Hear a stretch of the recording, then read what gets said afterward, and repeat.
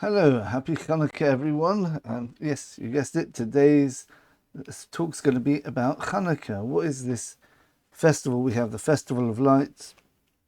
Why do we light candles? What's the idea? Um, for people who don't know, the Jewish festival usually happens in winter. Well, it happens basically just around winter time or just before winter time. We light, the festival lasts 8 days, and we light a candelabra with 8 candles on it. The first day we would light 1, then second day 2, 3, 4, 5, etc. Until the 8th day we light all 8 candles.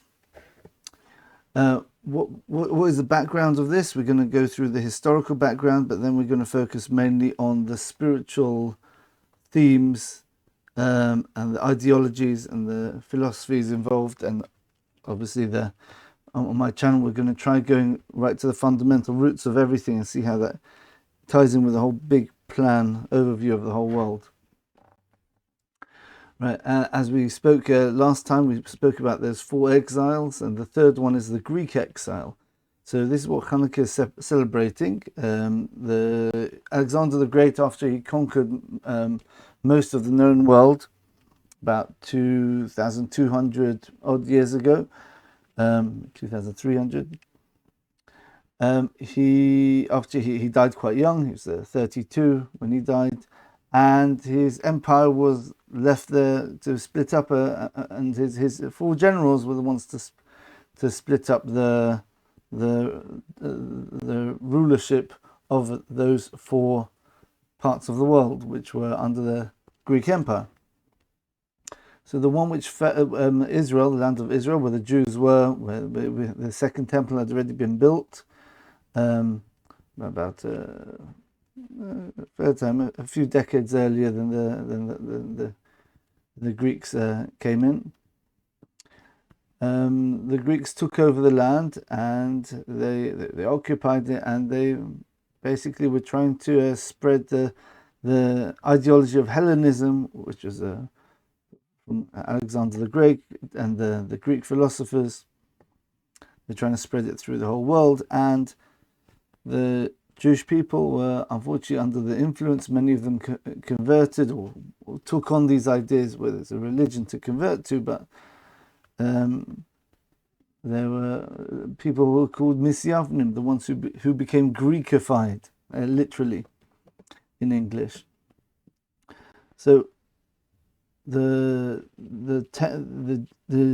Greeks generally, as opposed to the other exiles which you spoke about, the Babylonian, Persian, and the Roman one, wasn't really a physical threat to the Jewish people. Right? Obviously, the first and the fourth, the Babylonian and the Edomite, the Roman exiles or kingdoms or oppressions, they destroyed the first and second temples respectively, which involved obviously physical conquest, and a lot of Jews got killed there. The second exile, which is the Persian one, which was the most dangerous physically for the Jewish people, as we see in the book of Esther, the whole Jewish people were going to be wiped out, and through miraculous string of events, they had the salvation.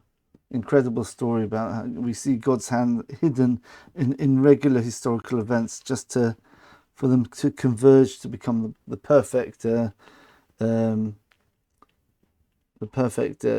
salvation at the end, through some very innocuous different events which people wouldn't understand at the time. Maybe we'll speak about that when we get to Purim in about 3 months' time.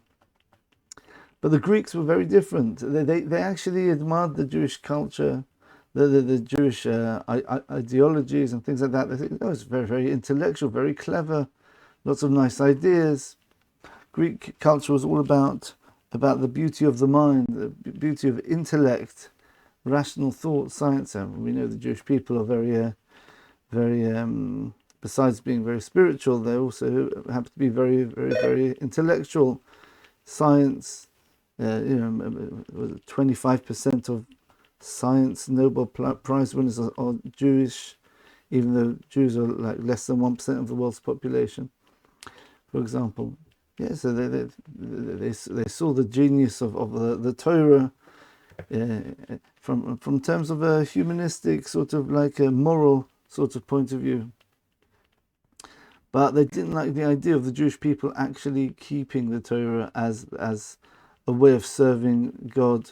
They didn't believe in this idea of connecting to an unknowable God, like the Jewish people believed. We spoke about this previously about, I think in the lecture about why people think God is physical. I think we might have spoken about the Greek philosophy there a bit. Anyway, whatever it was, they stopped the Jewish people serving, and their temple, they stopped the temple service, and they ransacked the place, and it was impurified. There has to be a certain level of spiritual purity in order to do the temple service, and even Jewish people can't just go in there. They have to have lots of preparations. They have to ritual immersion in a mikveh and a body of water before doing it, and other things have to be careful of. And the Greeks just like stampeded in, and like completely ruined everything, because it's just a disaster. And the miracle of the Chanukah story is, well, one of the two miracles is that the Jews managed to drive out the Greeks, even though they were led by a band of rabbis, essentially priests.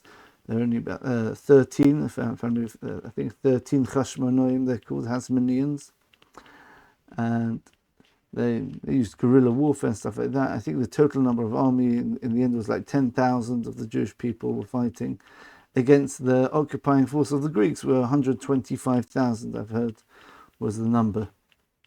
So it's a miraculous victory of the few over the many. So that's the celebration there. But then we have another miracle, which is the miracle of the oil. Once the Jewish people got the temple back, the problem is they want to restart the temple service straight away. It has extremely significant spiritual and physical,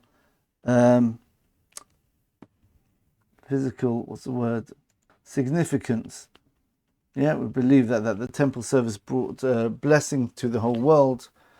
Right, so they had to restart, but the problem is everything was impure, and they wanted to light the menorah. The menorah is the candelabra, the 7-branch candelabra, different from the one we have now, which has got 8 branches, corresponding to the 8 days. But the Greeks, the temple has a 7-branch candelabra. So miraculously, they found one jug which had the seal of the Kohen Gadol on it, of the high priest. I think it was the high priest. And not only that, they could tell by where it was. It hadn't even been touched or moved, because if it had been touched or moved, then the seal doesn't really help, because it becomes impure from the moving. You don't know who moved it. Probably the Greeks would have moved everything and made them impure. So they found this jug of oil, and they said, well, we've got one jug of oil which is going to be enough to light the candles of the menorah for one day.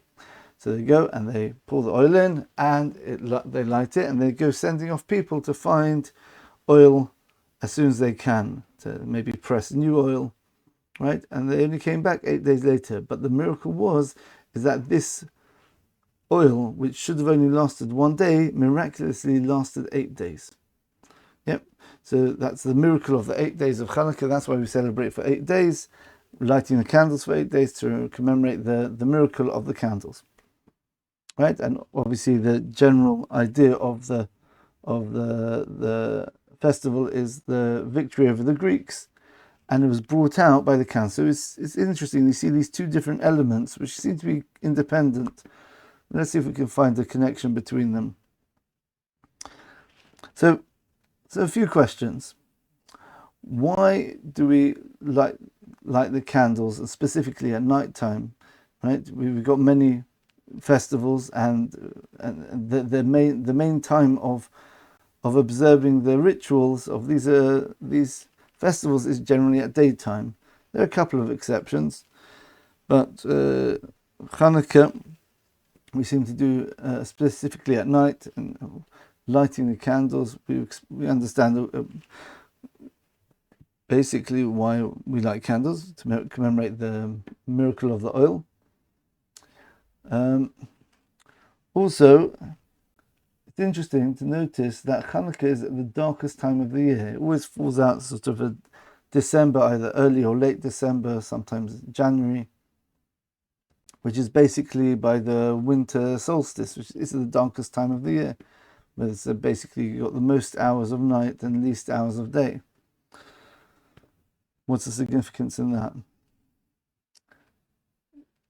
And also, more of a basic question. Okay, there was a miracle of the lights, but the Jewish people have had many salvations throughout their history, and we don't celebrate it in such a significant way as we do the Chanukah story. The Gemara, the Talmud lists a whole list of different times where the Jewish people had the miraculous salvations, and we make it's a discussion in the Talmud whether we actually have a fixed remembrance for those special days, or we don't. But Chanukah, everyone agrees, we give it the significance of one of the festivals.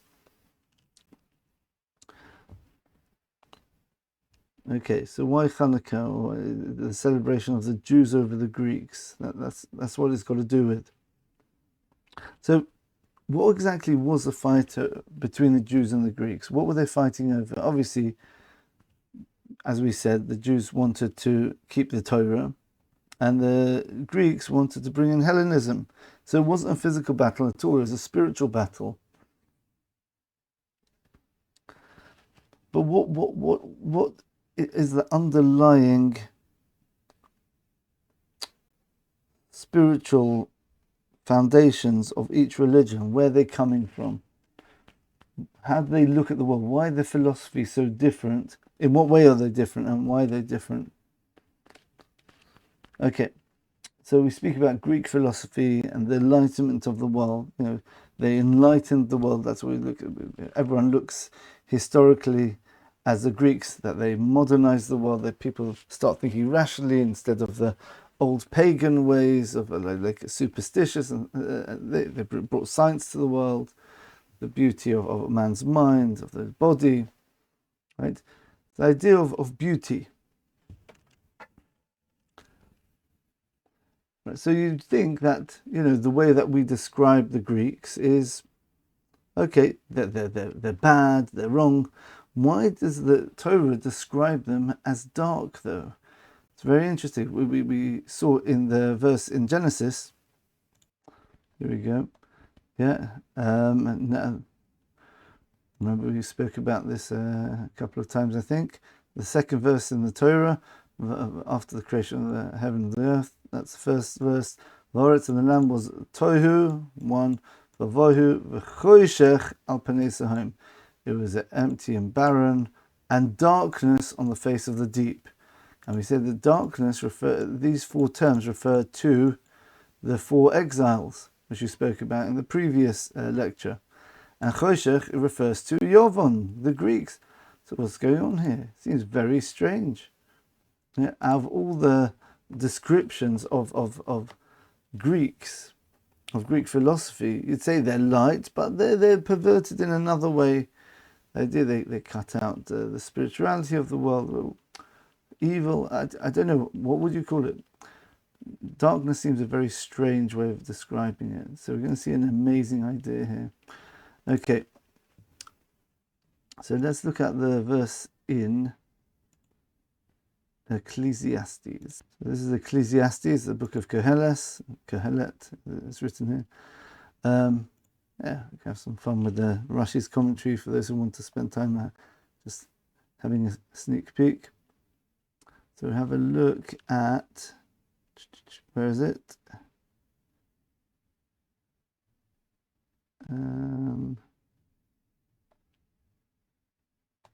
Here we go. Right. So for Nisiani, verse 12 and 13, we're going to look at. And I turned Liros Chacham to see wisdom, V'holelos, and folly, V'sichlus, and ignorance. I think it's, yeah. Ki meho adam, because what is a man who goes after the king? Ezeshekva asu, which concerning what's already been done. And this is the verse we want to focus on. And I've seen there's an advantage of wisdom over folly. It means ignorance. That means a lack of knowledge. The advantage of wisdom over ignorance is similar to the advantage of light over dark. So Moshe Shapiro, he asked a strange question. What on earth does this mean? What do you mean, the advantage? You can speak about the advantage of a bright light over a darker light, right? The advantage of a white light over sort of a red light or something like that. Yeah, white light's clearer, you can see things clearer, whatever. The advantage of sun at midday over the sun at sunset. Yeah, things are much clearer and the sun's higher in the sky. But how can you say that the advantage of light over dark? They're complete opposites. It's not an advantage. It's not one's better than the other. They're complete opposites of each other. And we're describing the difference between wisdom over ignorance like that. Yeah, again, these are opposites. So he explains, I'm not sure whether it's his own idea or he gets it from somewhere else, an absolutely beautiful idea which really brings out the idea of this battle between the Jews and the Greeks. There's two ways of knowing something. There's two types of wisdom. You can know things by knowing them directly, or you can know them indirectly. So let's give an analogy. Imagine you've got someone who's in a room and the lights are turned off, right? And he spends the next 5 years fumbling around, feeling where everything is, and he knows this room back to front. He's an expert on this room. You can ask him where anything is. He'll tell you, right, yes, you take 3 steps that way, be careful, don't move your hand too quickly to the side, there's something sharp there. Yeah, and so you have to sort of move your hand slightly up and down, and then you can pick it up and you can use that sharp implement, right? And this is the good one. You have to, if you take 7 steps that way, yeah, make sure you do a little jump, right? And then like about 2 feet off the ground, and travel about 2 feet horizontally, and then you land, and then you stick your hand out, and there's some nice food there which you can have, right? And he tells you all the different, very clever structures, investigations he's done.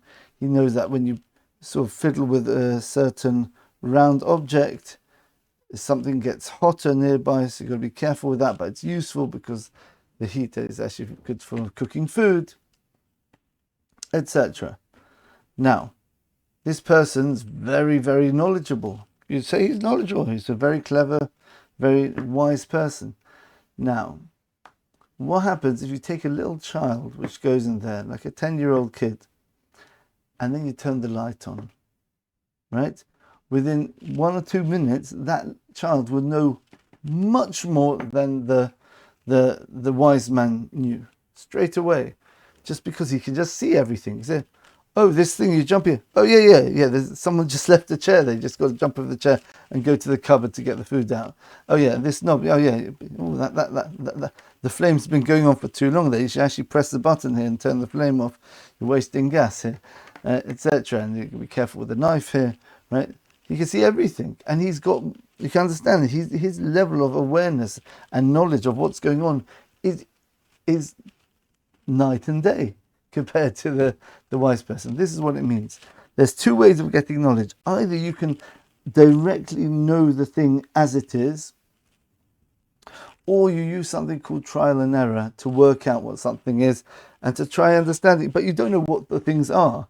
You know what their properties are. You know what their external, manifestations are. You know what certain things you can do with them, but you're still struggling to understand what the thing is. When you turn the light on, it's a knife, it's a gas stove, it's a cupboard, it's a chair on the floor, right? It's a puddle of water from the book, which I spilt about 2 years into living in this room.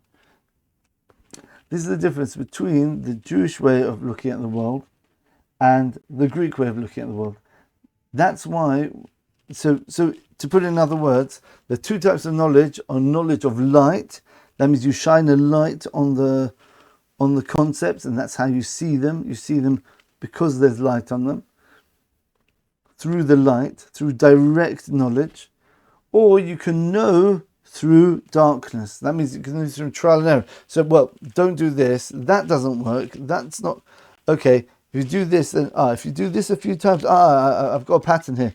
I can repeat this pattern. Good. Remember what we said about the lecture of miracles in nature. This comes into it a lot.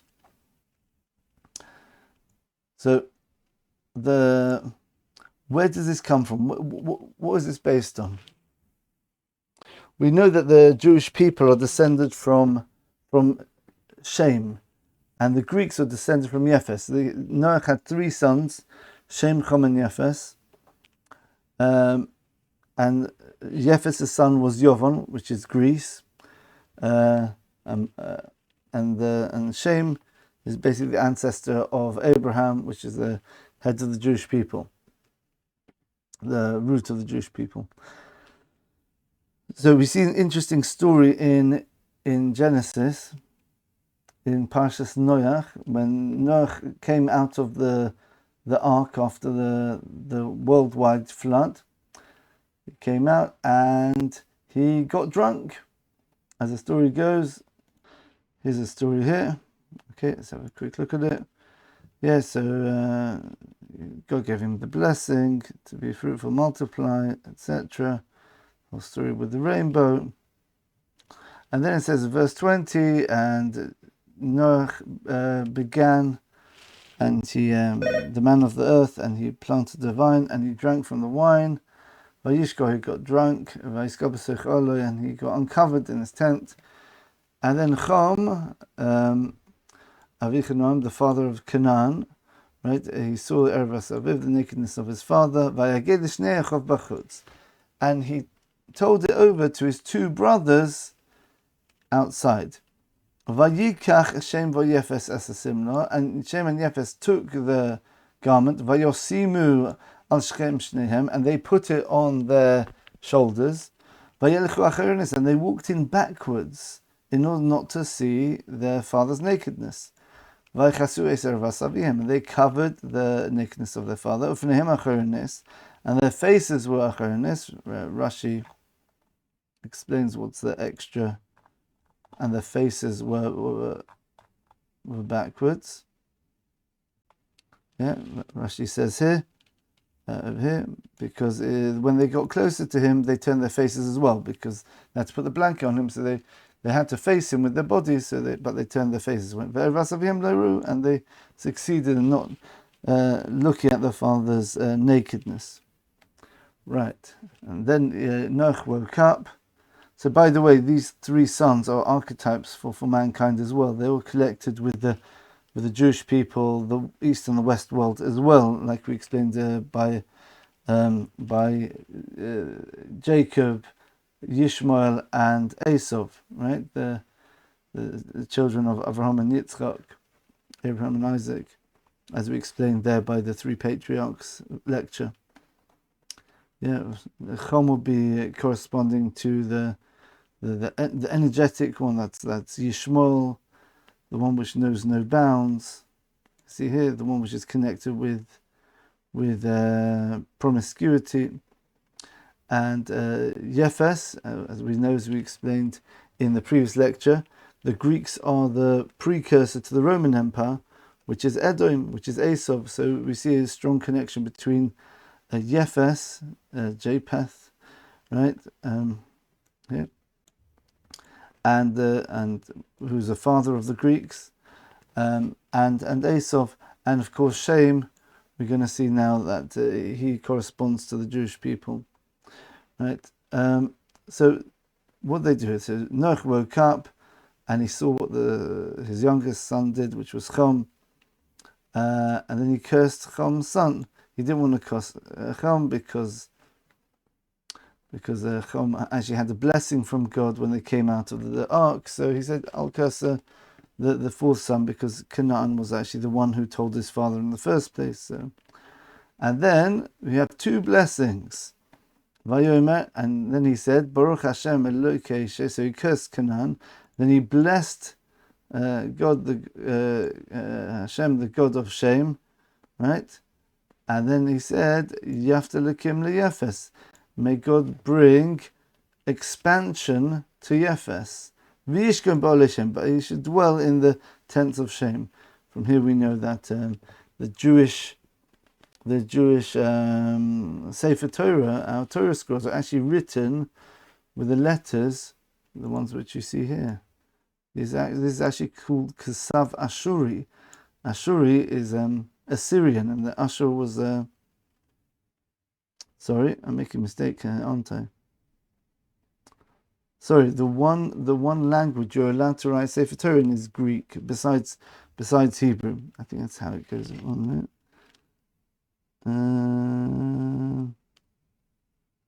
It's not here in the Rashi. Okay, fine.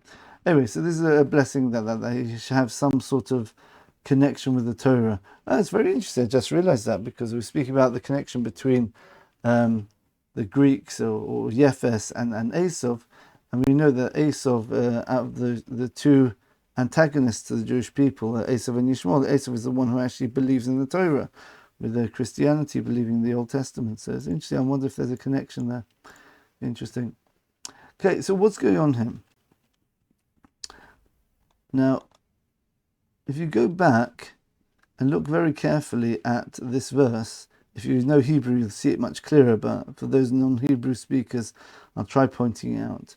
So the structure of these words here are va, and, that's the vov, and yud and he, right? And you see the same structure, vov and yud and he.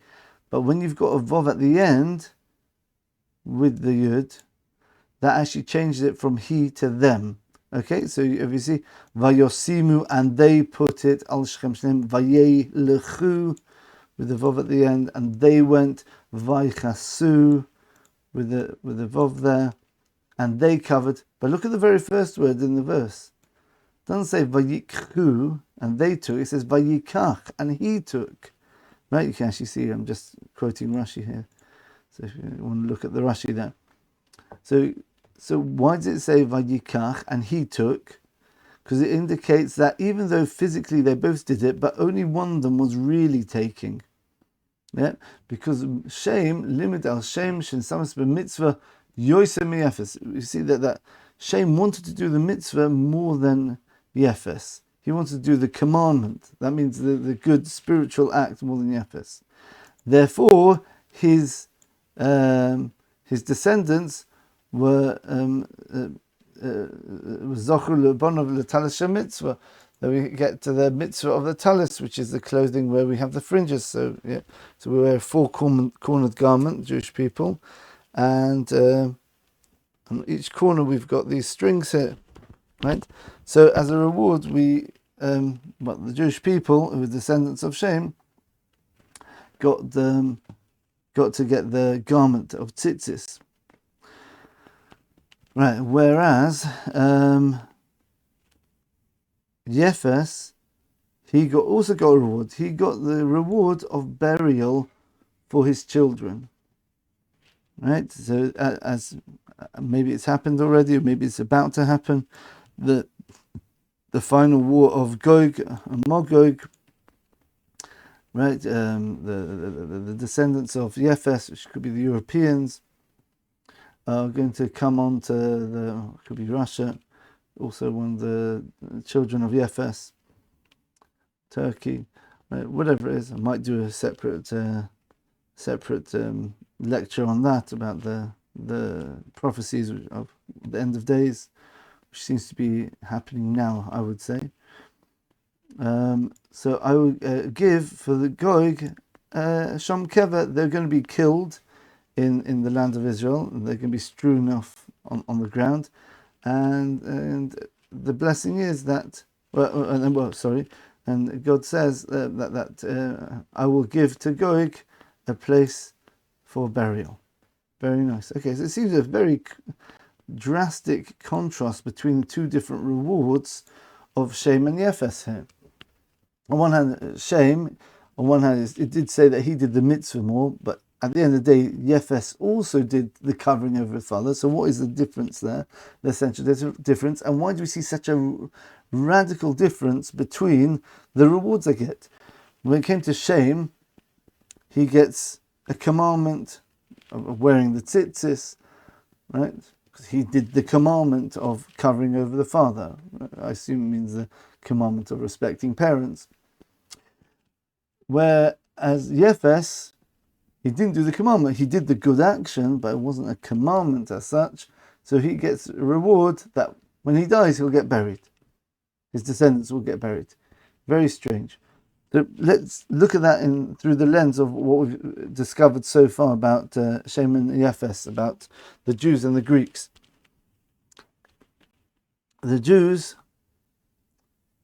represent the idea of knowledge through direct knowledge, through light.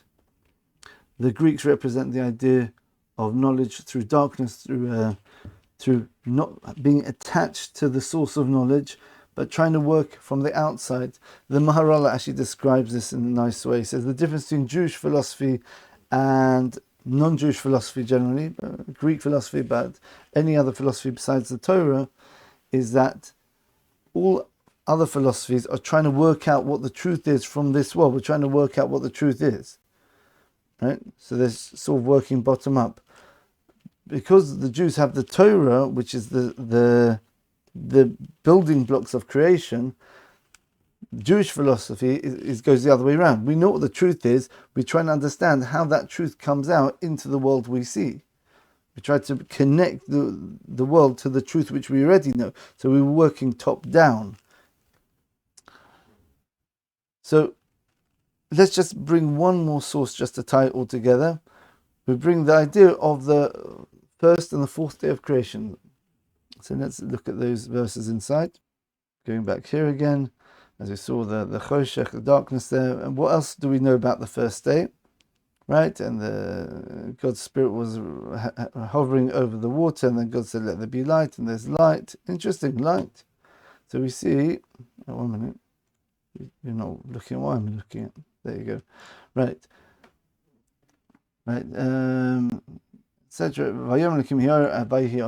God said, let there be light, and there was light. He saw that the light was good. And he separated the light from the dark. Right? And he called the light day, and the darkness he called nighttime. And there was evening, there was morning on day one. And we're going to see this Yom Echad is also a very strange phrase as well. Hopefully I'll remember to bring that in the conclusion. Jumping to the fourth day, let there be luminaries in the heavens, in order to differentiate between the day and the night. Okay, because that's one purpose of the lights, in order that we can measure time by them. And there should be lights in the heavens in order to illuminate the earth. And it was so. So let's go back to the first day. The first day, Rashi says, and you can see clearly from what's going on here. Yeah, this is not referring to the light which we talk about. Yeah, in fact, it says God separated between the light and the dark, and Rashi says he saw that it wasn't fitting for the evildoers to benefit from this light, and therefore he hid it away for the future. So this is basically the light of the world to come, the light of knowledge of God. This is what this real light is. This light is a light of internal knowledge, knowledge of essence. You could say it like that, right? Whereas the light of the fourth day is a superficial light. This is the idea. If we have a look at, finally we'll do this and then we'll start wrapping things up. And it was evening, it was morning, Yom Echad. The word Echad means one. It doesn't mean first. The word Yom Sheni means a second day. Yom Shalishi.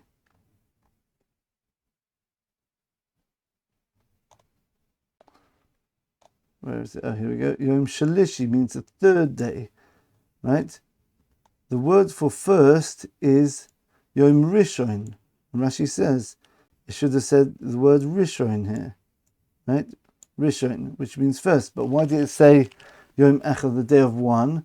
Because on that day, God was still understood as being the only one in the universe. That means even though God did start to create something, but it was so clear on that first day. If we were there, we would see, oh, yeah, there's only God. There weren't any angels there. Anything which was created there would just basically not contradict God's oneness at all. Whatever that means. It's hard to understand what that means. But it's the idea of that God was the only existence, or the only power, however you want to word it. But that was the idea of the first day.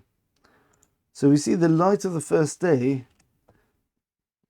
that light, which is the light which we're going to experience, please God, in the future, in the world to come, that is the light of knowledge of God, and that's the knowledge of the oneness of God, that there isn't anything except God.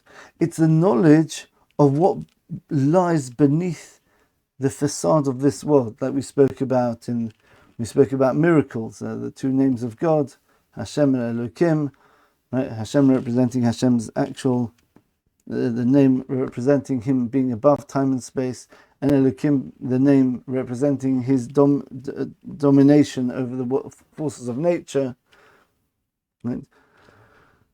So there's two types of looking we're talking about now. You can look, how do you see something? You see something through light. How do I see my hand?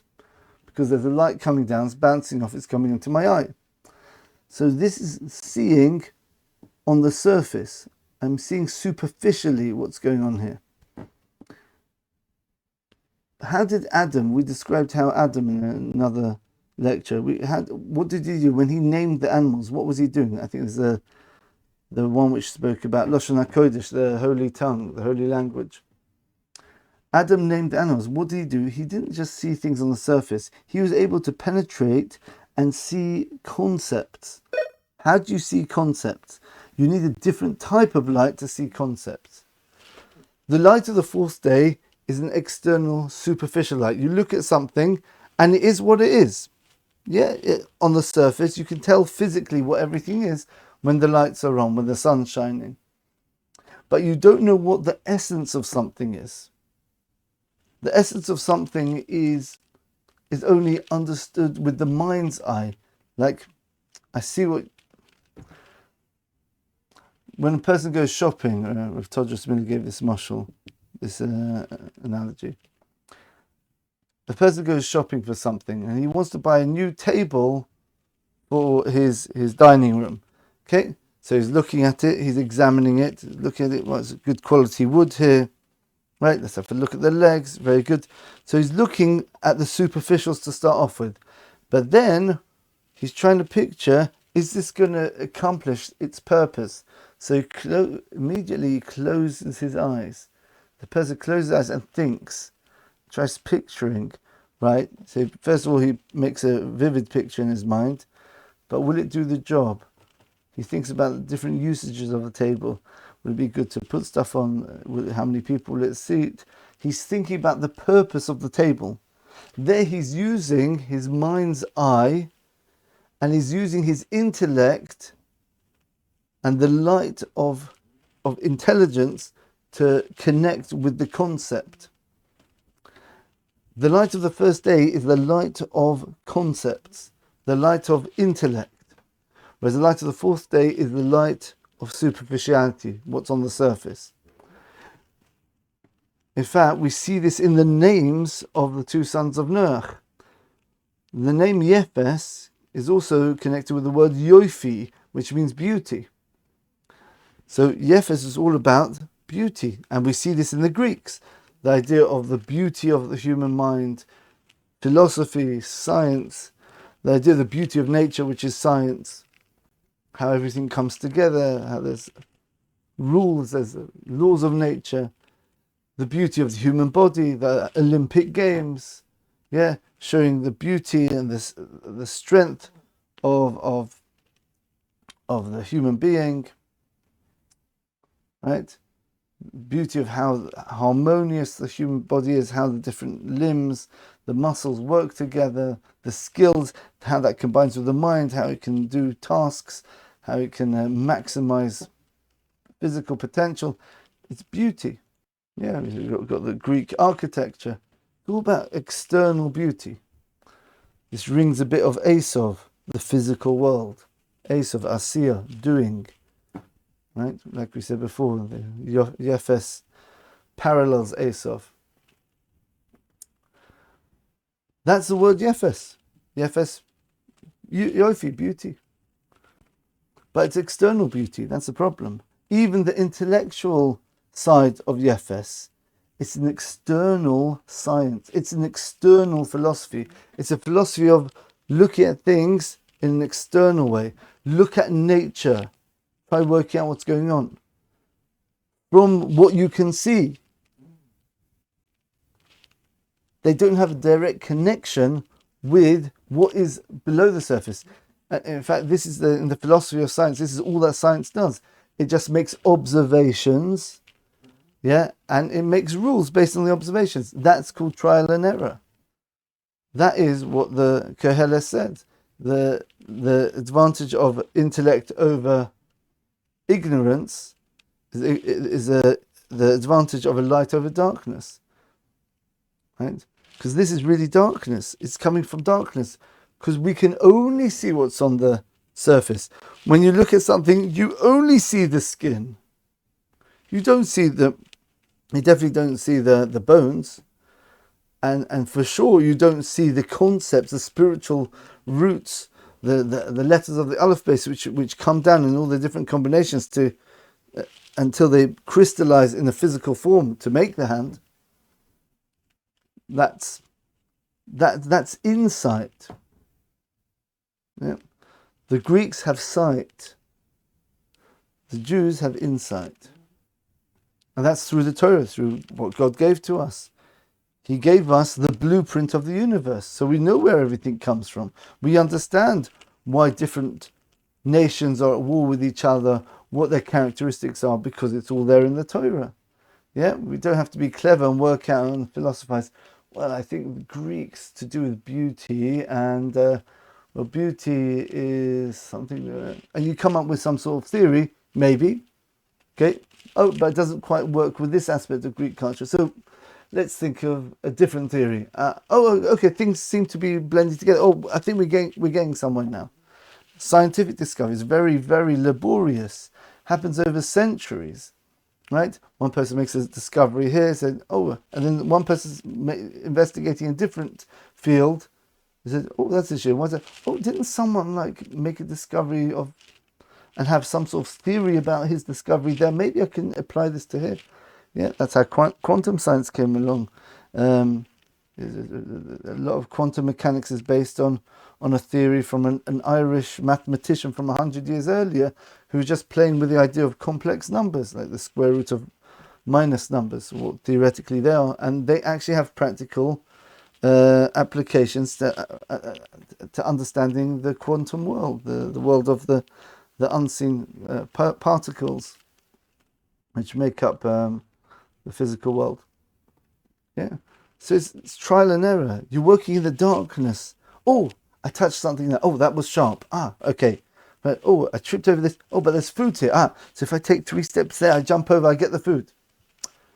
You're working in darkness the whole time. That's what Greek philosophy is. That's what science is. It's always working from a place of darkness and trying to get close to what something is. But it can never understand what the thing is ever, because you're always limited by what you see, and your mind, which is also to an extent only thinking in external ways of thinking. That was Greek philosophy.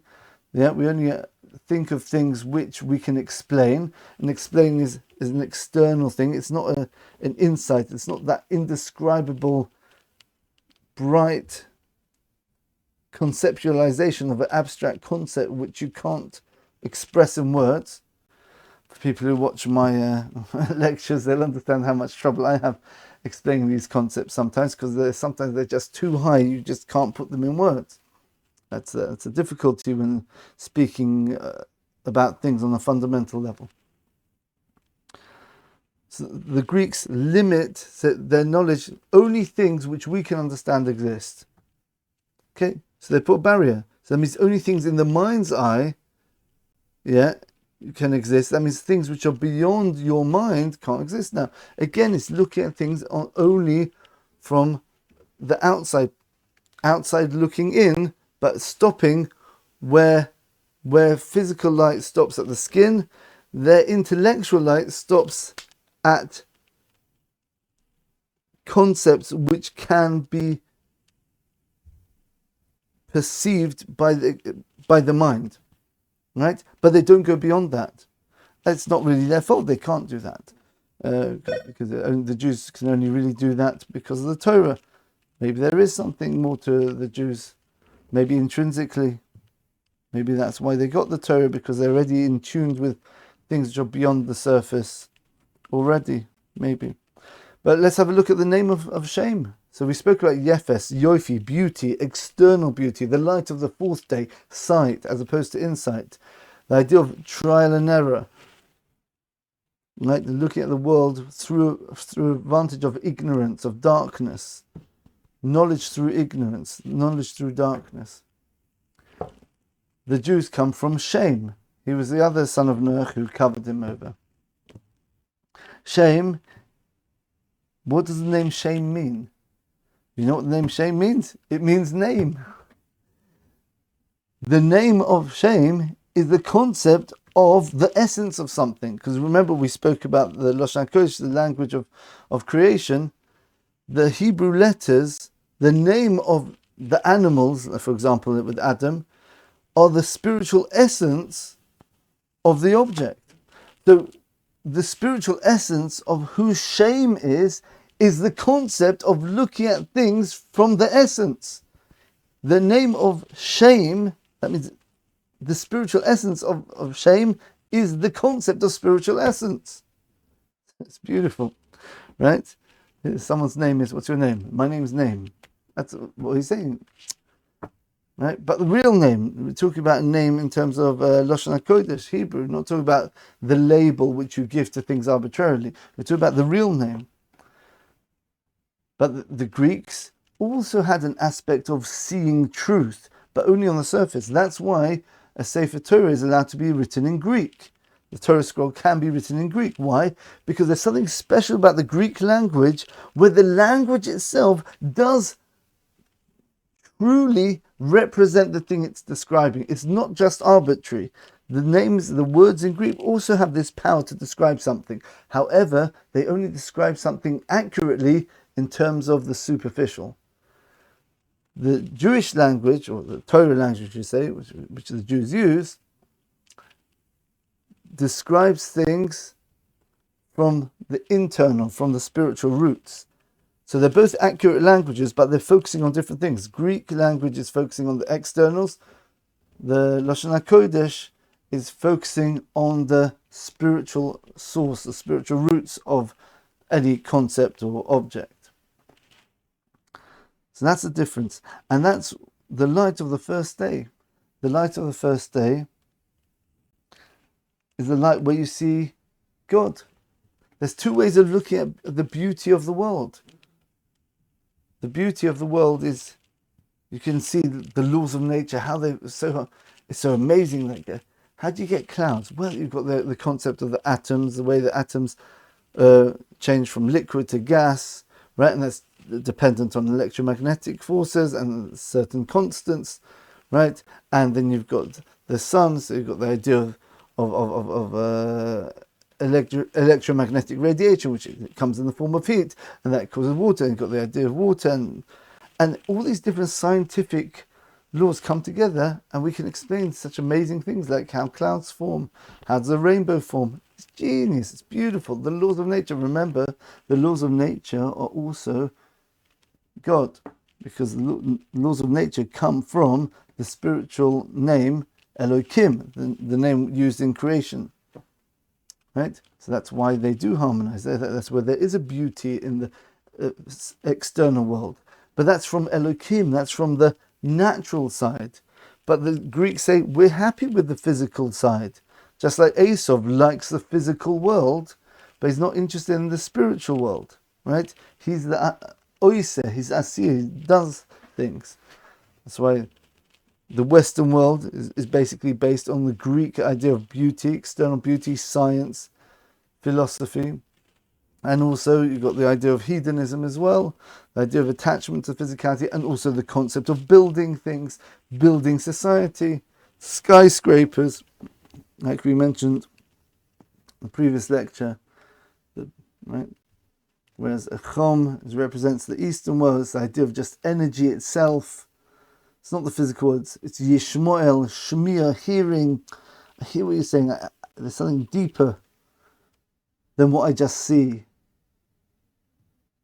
What's the difference between seeing and hearing? Seeing, as we said, is on the surface. Hearing is something I hear what you're saying. That means it's something which I detect you're saying something which is beyond the mere words which you are saying. I hear something inside, something transcendent from what you're saying. I hear the idea which is lying behind the words that are hidden. That's why Yishmael, the son of Abraham, which represents, which is the Arabs, which represents the Eastern world in a more archetypal sense, the spiritual side of the world, is to do with Shemiah, hearing. So you've got on the west, you've got seeing, on the surface, the world which is here, and then you've got the idea of Shemiah, which is hearing. I hear the depth. I look at the understanding. For those who know the story, there's a discussion of Rabbi Shimon and Rabbi Yehuda. They're discussing whether the Romans were good people or not. Rabbi Yehuda said, look at their actions. Their actions are very good. But Rabbi Shimon said, but 1 minute, why are they doing that? Why are they building roads and shops? They're just trying to make money, just to give themselves pleasure. They're not doing it so the Jewish people can serve God better. So Rabbi Shimon focused on the internal, right? You hear where they're coming from. And Shimon is the same word as Shema, which means to hear. Just a side point there for those who are familiar with these names and the Hebrew words. It's a beautiful idea there. There's a whole other world there. Rabbi Shimon, Rabbi Yehuda. Okay. So where were we? So we've got the Greeks, we've got the Esau, the external world, external way of thinking, the external beauty, not just the beauty of the human being, but the beauty of the laws of nature, even something which is more abstract, the laws of nature. Beauty, we explained, is the idea of harmony between opposites.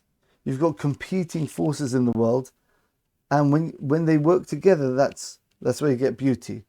On a painting, you've got different colours, but they harmonise together. You've got different notes. You have someone doesn't know how to play piano, just ding dong ding ding ding ding ding, doesn't sound nice at all. But if you know how to harmonise them in the right way, then the notes come together, and you get a beautiful symphony, a beautiful tune, right? You've got the harmonies and the melodies go together as well, right? So we look at the world of science, the natural world, all the different laws come together, and it's just amazing.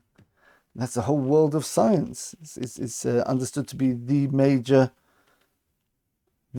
study in the whole world, as it is at the moment, is science. Science is everything. Yeah, that comes from the Greeks, the beauty of the world. However, there's another beauty. There's another way of looking at the harmony of the world, which I'm trying to get over with my lectures specifically, is there's a beauty which lies behind everything. If you penetrate beyond just observations and science, and you go to the source, Hashem gave us the Torah, and He revealed all the secrets of the universe in it. Some of them are not so easy to access, but it's all there.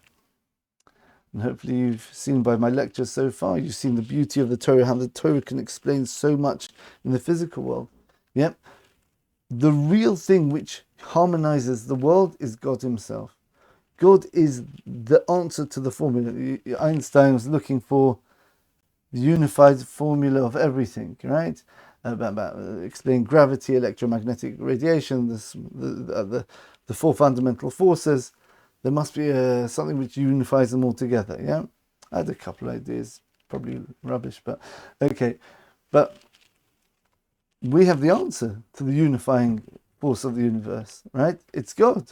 And the three keystone lectures basically bring out this idea. You see the beauty of how's evil, what's the point of evil in the universe? The good God, all-powerful, so how's the evil? What's the nature of God? Our perception of God, the idea of perfection, Gilu Yichud, the idea that evil has a purpose to turn into good eventually, right? The idea of balance, harmony. So we see that the Jewish way of looking at the beauty of the world is looking at it from insight, through the light of the first day. You're looking at it from the God point of view, through the abstract point of view, through the spiritual look at the world. And the way we look at the world spiritually is through spiritual light, which is the light of the Torah. It's God's light which shines through the light of the Torah. So this is basically the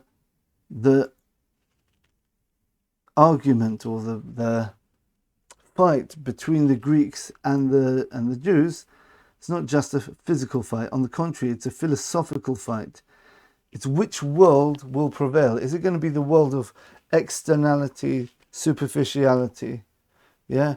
Or let's just be settled in this physical world without transcending to the purpose of things. Because one thing you can't see with science is the purpose. You can see what something does, but you can't see why they are. Whereas the Jewish way of looking at things is looking at the purpose of everything.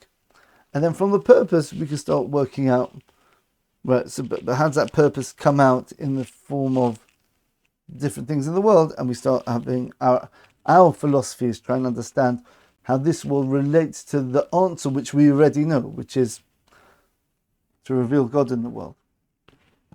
Okay, and now we understand beautifully the idea of Shem and Yefes.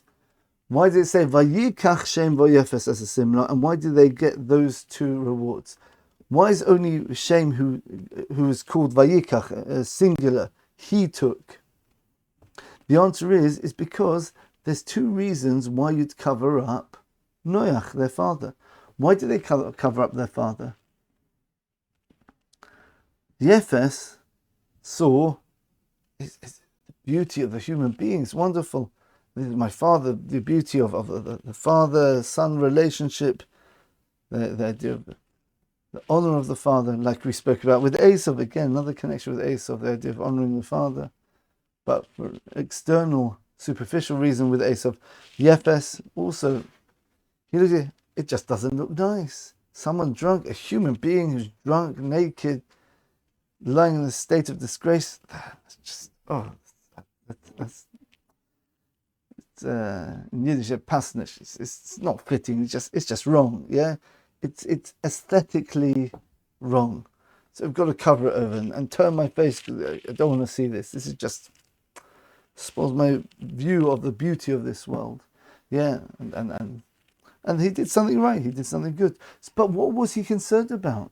What was he covering over? He was covering over his father's body because it didn't look nice. He was focusing on the superficiality.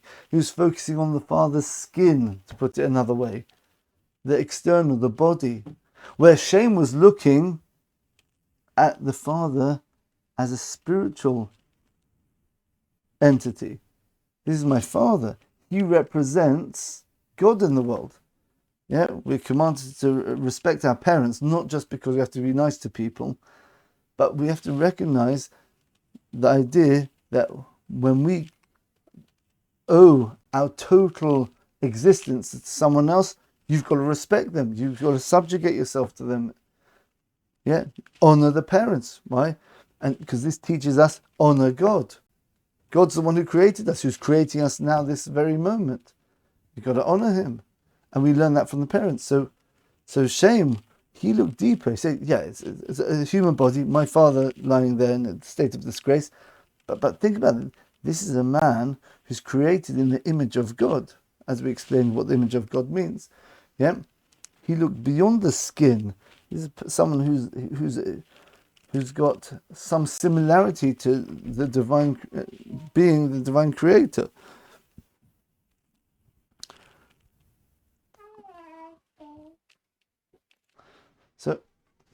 So I'm going to cover him over, because this is not just a disgrace for what I see, it's a disgrace for what I understand. This person is meant to be my representation of God in the world, right? The way I'm meant to try in myself to have a relationship with God is based on the way I understand my relationship with my father. I can't see this, because this is spoiling something which is much deeper than just a nice body laying in a state of disgrace. So Shem was nisamis b'mitzvah yosem yaseh. He was the commandment. The mitzvah is the connection. We explained the word mitzvah doesn't just mean commandment, it means a connection with God. He was the one who was trying to get that connection with God more than Yefes. Yefes was just doing from a humanistic level, from a superficial outlook.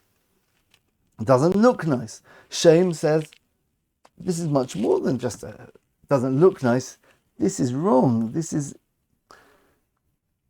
conceptually wrong. What's going on? I need to cover this over, because this is a disgrace not just to my father. It's a disgrace to God in a way. So he's looking much closer. He was connecting with God when he was covering this over, the father over, as well as the basic decency of his father. But because of that, they got two radically different rewards. And as we know, God always rewards people measure for measure in accordance with what they do. They both covered over a body, so they both get coverings for bodies. But what's the difference? With Shem, he got the mitzvah, as we said, the mitzvah of tzitzis. Tzitzis represents the strings, represent a connection with God.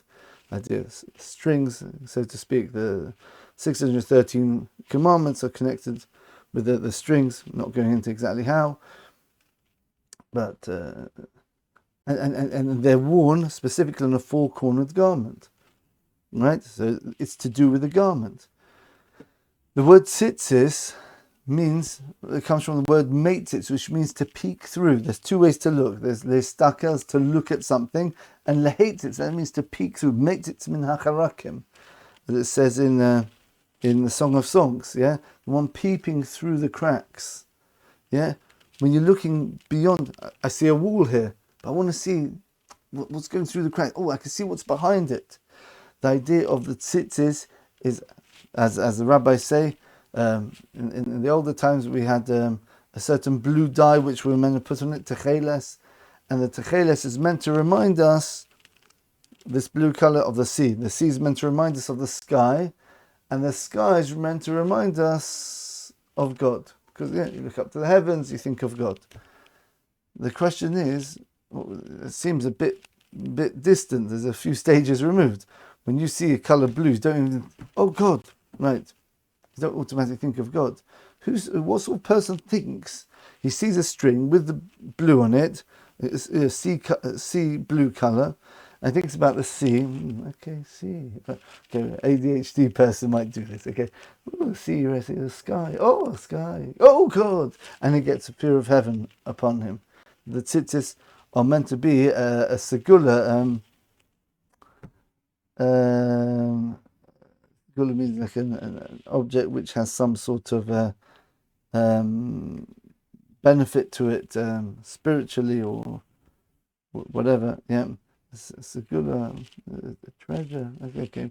Anyway, it's meant to have a sort of a benefit of helping you get the fear of heaven. The stories in the Talmud about a person who's about to do a sin, but he remembered his tzitzis. He had his tzitzis on, and he stopped doing it because he think, well, sea, sky, God. Oh, okay, better not do this sin.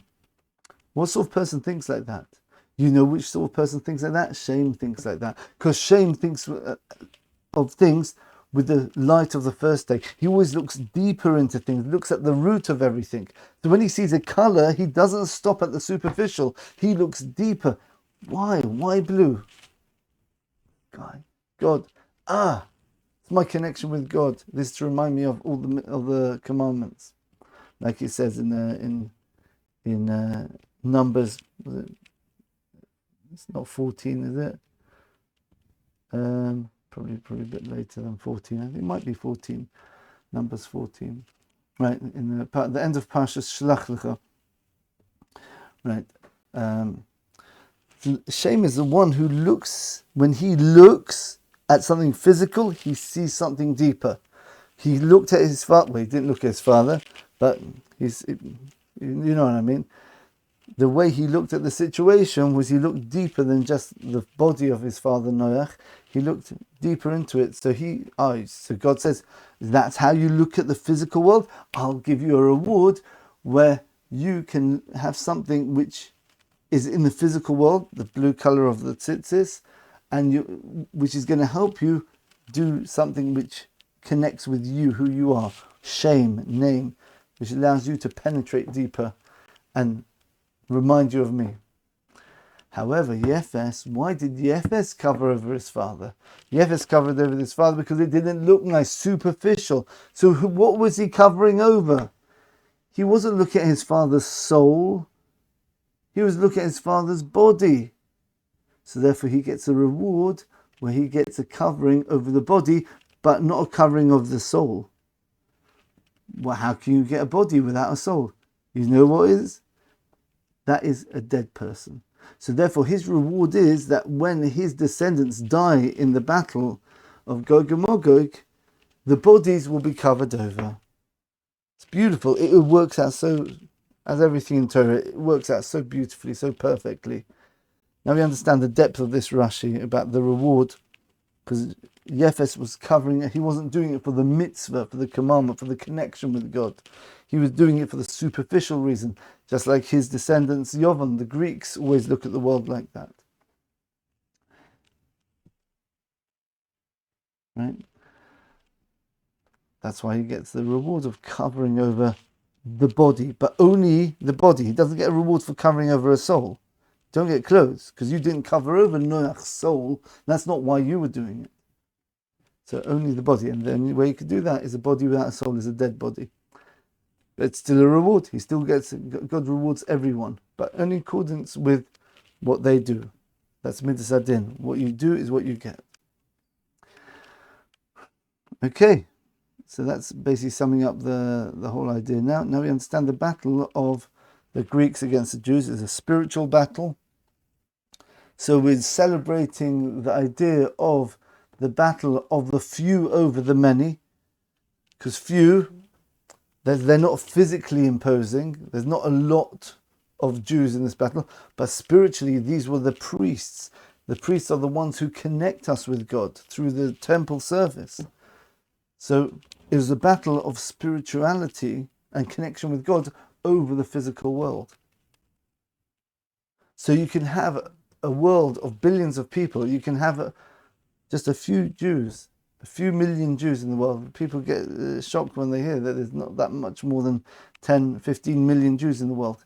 The Jewish population is tiny compared to the rest of the world. It's tiny.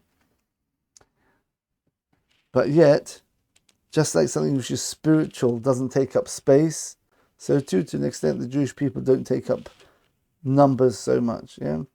Okay, you can speak about the blessing to Abraham, the stars of the heavens, different discussion completely, but at least the way we are now is the idea of the spiritual. Remember, the spiritual letter is the first of the four letters of God's name, which is a Yud, which is a tiny letter which represents the world to come, the spiritual world.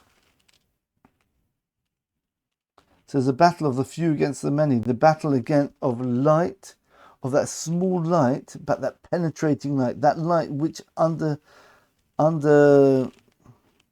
underlines everything in the creation, which lies behind everything. The source of all existence is that energy, that spiritual energy which makes the whole creation exist.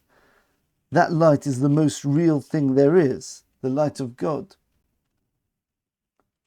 as opposed to the light of the Greeks, which represents the superficial light, the world of the natural. We know that the natural world is represented by the number 7. Number 7, 7 days of the week, 7 colors of the rainbow, 7 colors in the musical scale, 7 notes in the musical scale, right? If you go into astrology, there's 7 basic planets. The world is based on the number 7, the physical world. So the number in Judaism, which we understand is the number which transcends this physical world, is the number 8. Circumcision is done on the 8th day. It represents the idea of transcending from the physical desires of this world and connecting with God. Bris means a connection, a covenant with God. Right? So that's why Chanukah is 8 days. Because Chanukah is this festival where God tells us from this world, where we're trapped in the world of darkness.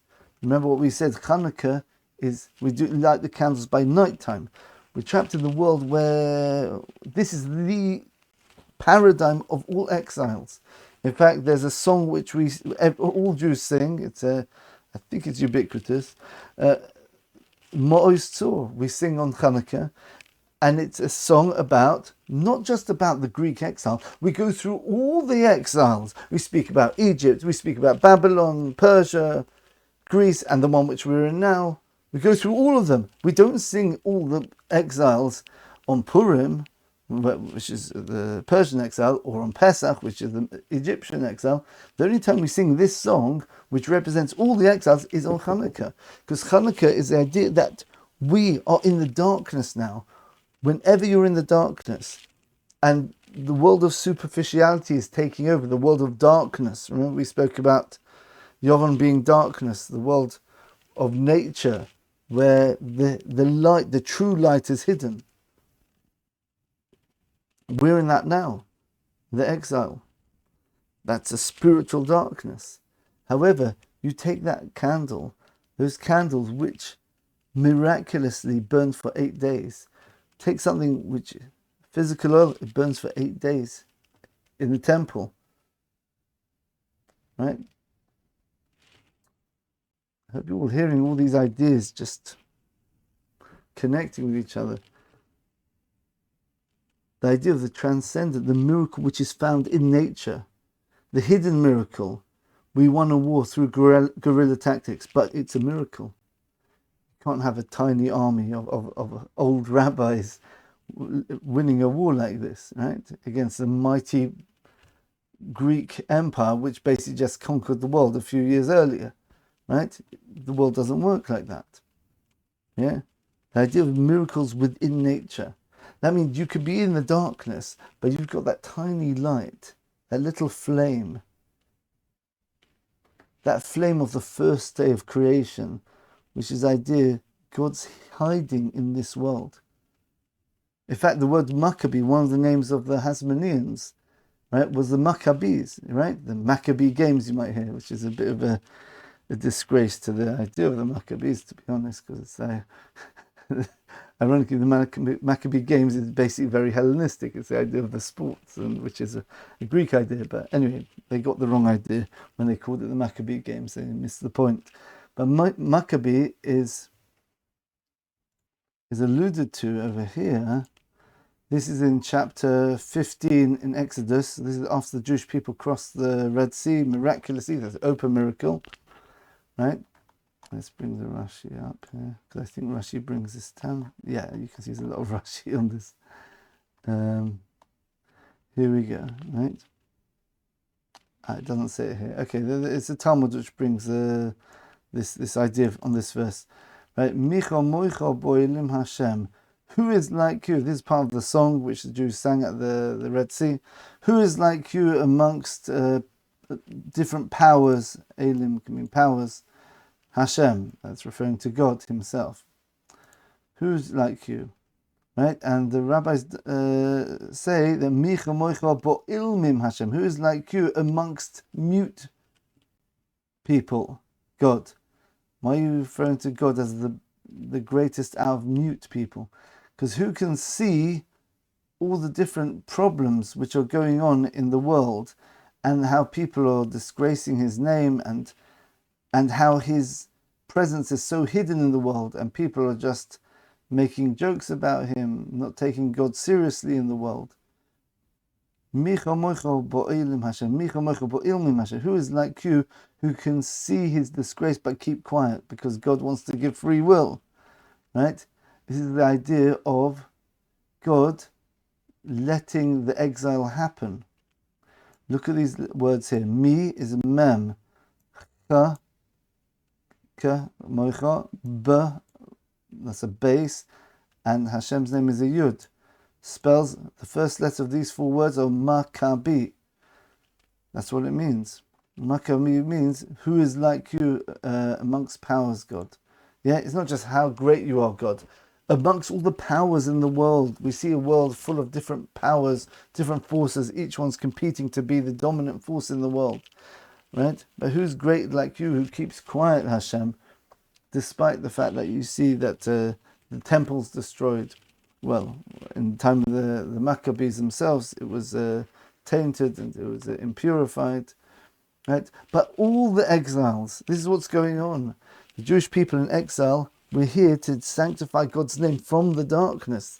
Remember the very first Keystone lecture we had, the idea of the purpose of evil, right? This is the message of Chanukah.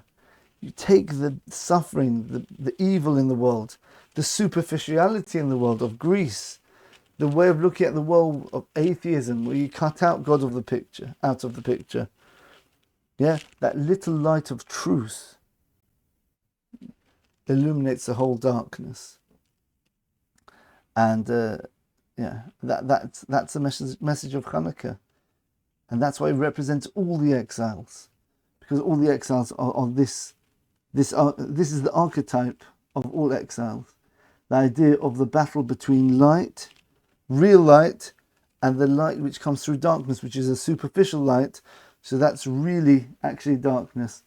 Where can you see this? Imagine the story about the person, the farmer, right? The farmer's son who came into a town, right? And he said, "So, well, I've never been to a city before. So, what should I do?" So, "Oh, you've got this amazing thing called a cinema. Yeah. What you could do is you go into the cinema, you sit down in the room, and you see pictures moving on the screen. Obviously, this is not so impressive nowadays, because even people in the countryside know about these sort of things, but you get the idea." And he goes in and he's sitting down, waiting for the film to start. And then suddenly the screen flashes on, and he sees a train coming towards him, and he's going, "Ah!" And he ducks because he thinks he's going to get hit by the train. And they say, "Oh wow, it's a picture. That's all it was, it's a picture. It's amazing. Look at this light here. Wow, fantastic." Right? And then he said, then he runs over out of his seat and he turns the light switch on. I said, the people are saying, "What are you doing? You're ruining the film." I said, "Why are you doing it?" He said, "No, look, we're in the dark here. And if this is how good the light looks now, right? Imagine how much clearer it'll be with the lights on." What's his mistake? His mistake is understanding this light is not a real light, it's a superficial light. It's a light which is, there's no train there, it's just a facade of a train. It's on the wall or on the screen. When you turn on a light which is a real light relative to the light of the projector, then the light of the projector just fizzles out. This is the idea of illuminating the world of the light of the Greeks, the light of superficiality. As soon as you bring the light of Pnimius, the light of the light of God into the world, of internal conceptual truth, the idea of the spiritual roots of the world, then the other light becomes darkness. That's the darkness of the Greeks. Let's finish off with a nice idea.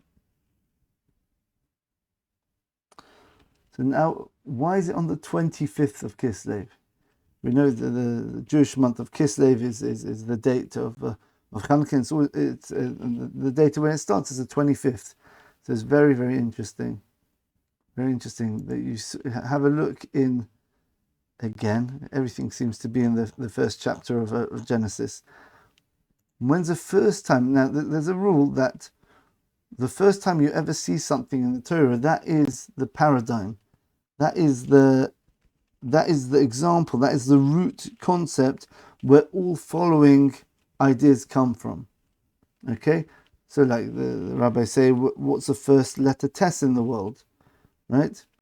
Because if a person sees in a dream, the Talmud says he should look forward to something good happening to him. Why? Because the letter Tes. But the problem is the letter Tes starts many bad things as well.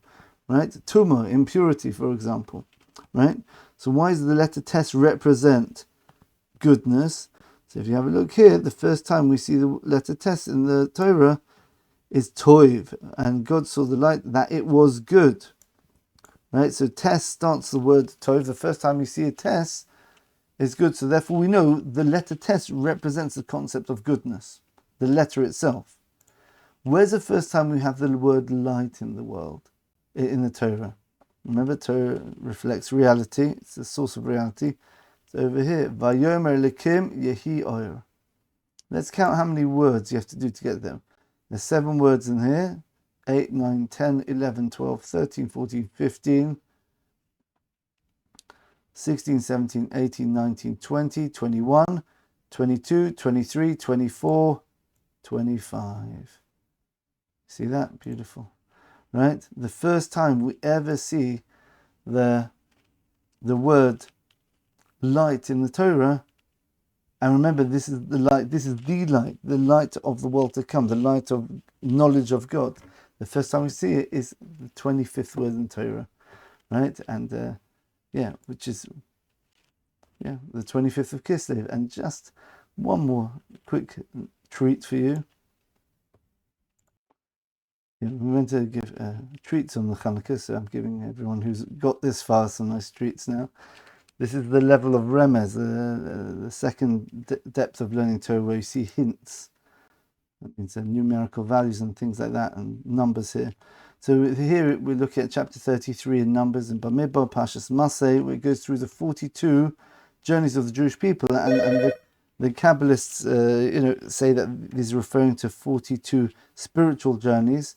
And if you have a look at the 25th encampment of the Jewish people, Livna, they went to Rissa, Kelosa, Hashofet, I'm not going to count it for you. You have to count it yourself. Vayisu Miskah, Vayachanu Chashmoina, and this is the 25th encampment. And Chashmoina is Hasmonean.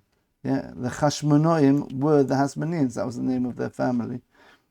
Yeah, so they're called the Maccabees and the Hasmoneans. So there you go. So hopefully you've got some inspiration for the festival of Chanukah. It's another 3 days to go, and hopefully we take away the message, the idea of focusing on going beyond what's just there on the surface, to try penetrating deep into the roots of what's going on, which please God, hopefully I'm going to try helping people along the way with that, by showing the beauty, not the beauty of the Greeks, the beauty of Judaism, the beauty of the Torah, how all the ideas come together in just a few ideas, and how they just expand into everything we know in the world.